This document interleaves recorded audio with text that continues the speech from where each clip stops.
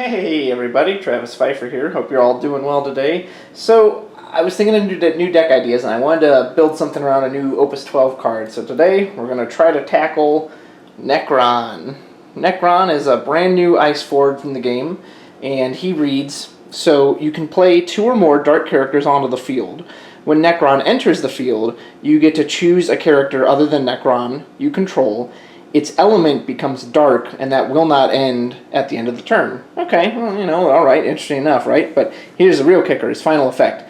At the end of the turn, at the end of your turn, that is, if you control 3 or more dark characters, Necron deals your opponent 1 point of damage. So, really interesting effect. I thought it was fun to try to build something around that. Credit to my buddy Stephen Riley. This deck is kind of based off of his. I took it in a more multi-element direction. He has a very multi-element version, but I wanted to do a multi-element version. So this is an ice, earth, and wind deck, because the idea is basically that Necron's just going to be sitting there with your dark characters, and so the idea is just let's protect him. Let's keep Necron alive, so that way, he can just sit there and deal your opponent a point of damage. And it's really neat the way it works in practice, because it's at the end of your turn, if you've got 2 other dark characters, you can play Necron to the field, and unless they have instant removal, unless they have a Diabolos in hand or something, he basically is reading, on entry, deal your opponent a point of damage, which is awesome. So, what are the dark characters we're going to use to support him? Because we got to get to that threshold. So, we've got 1 copy of Chaos and 1 copy of Spiritus. Chaos is great for color fixing in this deck, which is nice because, again, there's going to be 3 elements. Technically 4, but mainly 3. And then Chaos and Spiritus both have the effect. They also will let you have multiple dark characters on the field at once. So, you don't want Necron to get destroyed and then suddenly that ability's gone and all the dark forwards disappear. And then Spiritus is also nice. He will let you fetch out a dark forward as well when he comes in. So, we've got 1 other backup to back them up with, and that's a copy of Emperor Gestalt. On entry, break something feels good, and then you can tap him and get rid of him to play a dark forward of cost 5 or less from your hand to the field for free, which is really nice. So here are the targets for that. We've got Kadaj, who needs no introduction because he's amazing, and Camelot. Camelot's another great card that has his own built-in protection, and then he also, when he enters, he can search for a dark card as well, so he can grab any of these guys. Camelot into Chaos is a very, common theme. And then we have 1 final dark character, and that's Veritas of the Dark. He's the only one who can't be brought in with Gestalt, but these guys can all be searched out via Spiritus.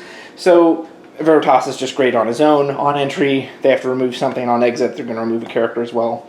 So here are the 6 natural dark characters we have to support him. One thing to just kind of keep in mind, and again, he can make something else dark when he enters. So as long as we have 2 of these guys down on the backup, or even 1 backup line, let's say we've got Kadaj or Camelot there, and then Necron can come in and turn something else into dark, his effect is going to be live. One thing, keep in mind with Camelot, so Camelot can change his element at the beginning of your main phase. Be mindful if you change him off of dark, which you can do because you maybe want to keep him protected against something. Just keep in mind then you might not have enough for the Necron trigger. However, again, there's a lot of built-in protection in this deck, so you might not even need to do that. And a final note too on Kadaj is that at the end of the turn, Kadaj can remove himself from the game.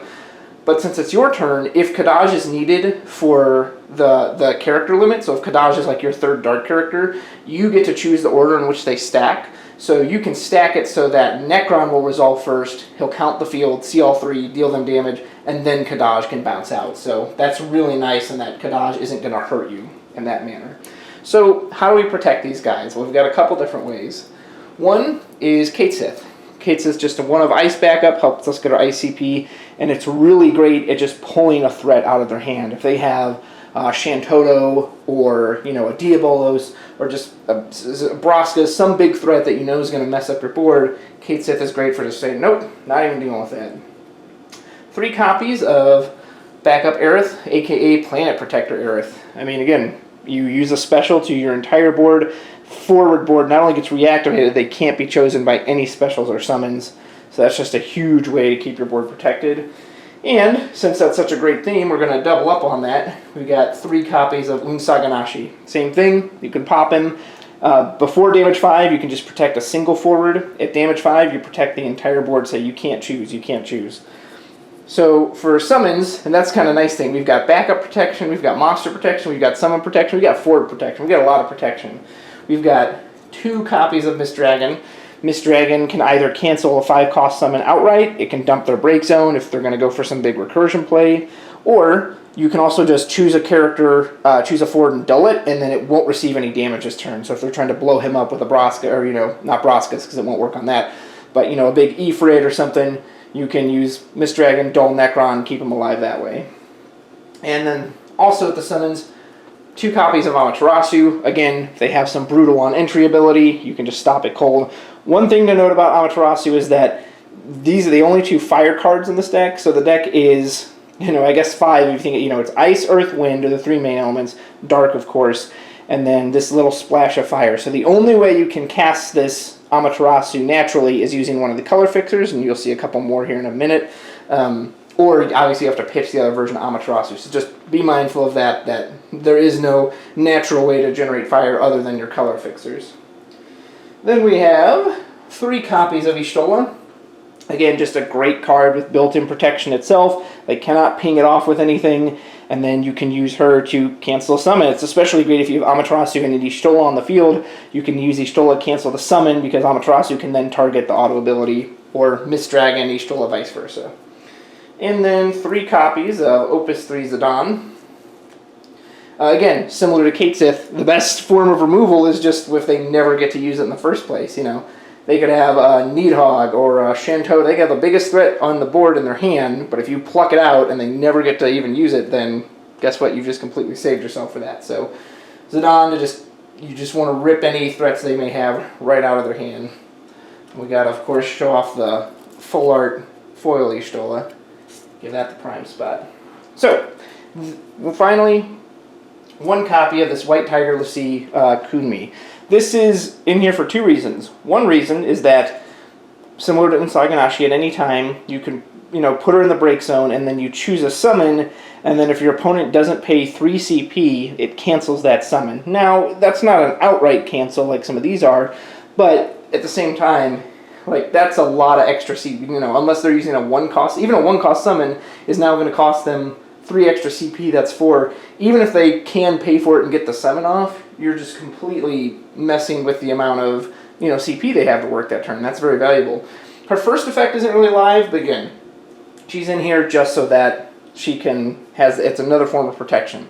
So this right here is all the different ways you can use to protect the Necron, keep him alive. Once he's on board, they're just on that clock of, hey, their time's running out.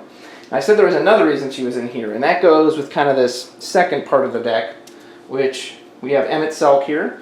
When he comes in, if he's on damage 5, you can pay an ice and you can either break a dull forward, or you can bring an ice forward of cost 2 or less from the break zone back to the field. And that includes the White Tiger, and that also includes 3 copies of this Riku here.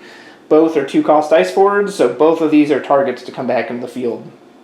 Riku's effects are fine on entry. You can dull something of theirs out of the way. You can reactivate 2 of your characters, which means she's free on entry. And again, she's mainly just here, having another card. In a deck like this where there's so many multi-elements, being able to pitch for ice or wind is really nice. And it's just another target for the Emmet Selk return. And kind of going with that theme as well, we're running 1 copy of Fenrir here. And Fenrir is, of course, one of these modal summons who, don't break your own dark forward with him, of course. But he also has one of his effects is that he can bring an earth forward of cost 2 or less onto the field for free as well. So kind of going in with that theme, we've got 3 copies of the new Prish and 1 copy of Shadow Lord. If you've seen any of my other videos, you know how much I love Shadow Lord. Great forward. And again, you can kind of think of him as protection in a way too, in that if you've got him on the field, you can safely swing into them and not have to worry about an EX burst when you use his ability. Prish, great to take out a monster if you want. You can give another forward 1,000 Brave, which is really nice. But really, she's kind of just in here again to have a target for Fenrir, and also just it really helps color fix that you have in a single card. You've got both Earth and Wind. That's very, very useful. So here's some things that kind of help the rest of the deck work. You got 1 copy of Sidwolf. He himself cannot be broken, so if they had something that targets breaking a backup, they can't choose him, or it'll be pointless against him. I've honestly never seen that happen, but it's there. But his main thing is you can tap him, put him in the break zone, and put a monster of cost 2 or less onto the field for free. So again, he's kind of this threat to always get a new Saganashi out, which is really nice. 1 copy of Yuk. You know, you'll flip over the top cards of your deck until you reveal Wind or Earth, which there's plenty of to hit in this deck. So he's got a lot of options. We've got 2 copies of this Class 8th Moogle here. When he's on the field, he can produce Earth CP as well. Again, another way to help color fix. 1 copy of Yevnole. It's an EX burst, and if she hits into burst, she'll let you search out either Camelot or this copy of Eldnersh. Went with the ice version. He's not terrible on his own. When he enters normally, if you own Camelot, it's nice because his cost is reduced by 2, so he's only a 3 cost.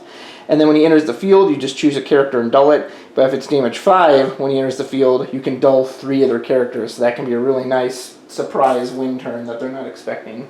1 copy of Gabranth, EX Burst Searcher.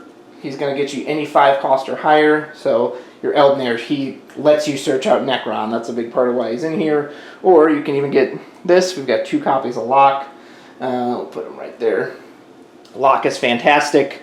You know, break a 6 cost or more, break a monster, dull freeze 2 characters, make them discard. You know, this deck isn't really built up for casting per se, so there's not a whole lot of ways you're going to get Lock to get cheaper. You know, maybe if you put down Riku and then reactivate 2, things like that. But he's still just such a big body, and he can just be so brutal to a game that he's definitely worth putting in here. And again, if nothing else, you see him early, hey, it's a card that gives you 2 forms of CP, which is really helpful in this deck. And finally, to help color fix, we've got 3 copies of Tyro here. Great color fixing backup summon, EX Burst, and it searches a forward on entry. So again, you can go grab your Necron, go grab your Emmet, go grab your Lock, your Zidane, whatever piece you're missing. And last, and certainly not least, 2 copies of Shantoto. This deck, you know, kind of wants to take its time. It's more, you're not looking to rush people with this deck, so especially if you're going against an aggro deck and Bart's, Boko, Shikri's, whatever, Shantoto comes down, clear that board out. Now, Shantoto will also color fix for you. Something of note, too. So when she enters the field, or when she's on the field, yeah, technically it's when she enters the field, she gains the element, or when she's on the field, yeah, she gains the elements of all 6 of the main elements. So fire, ice, wind, earth, water, and lightning. And if Necron chooses her and makes her element dark, it only affects her base element. It doesn't actually mess with her ability. So Shantoto will then have 7 elements. She'll have the 6 main ones, and then she'll also have dark. So who you make a dark character with Necron, again, usually you want to target someone on your backup line. You don't want to, like, target a Zidane or an Ishtola that is then going to get, you know, removed for protection or is going to get killed, because you ideally want it to be someone permanent.